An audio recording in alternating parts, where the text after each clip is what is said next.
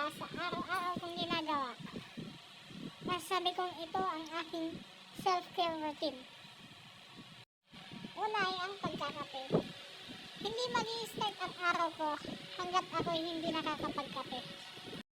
Ngayon naman ay ang pagtitraining sa tuwing pagkatapos ng school. Kadalasan, kung hindi ako nag-gym, ako ay nagtitraining.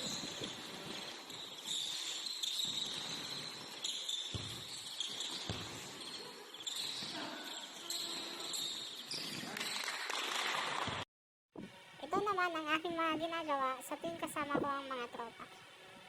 Dahil mga body conscious kami, naging routine na namin ang pag-exercise tuwing kami ay magkakasama.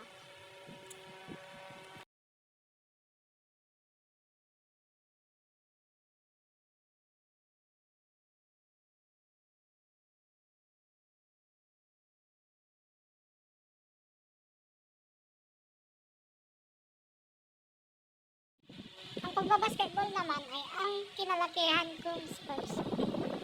Nasabi kong ito ay aking routine dahil nawawala lahat ng pagod, stress ko dito. Kahit na physical na laro ang basketball, hindi ako nakakaramdam ng pagod dito.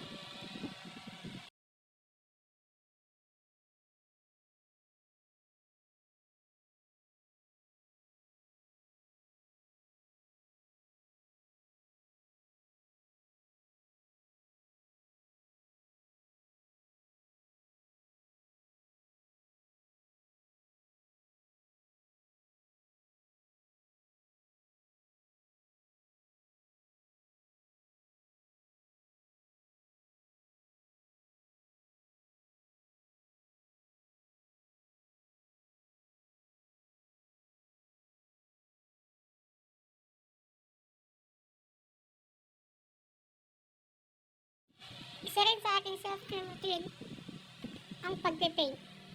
Ang pagpipintura sa mga wall ng mga bahay-bahay.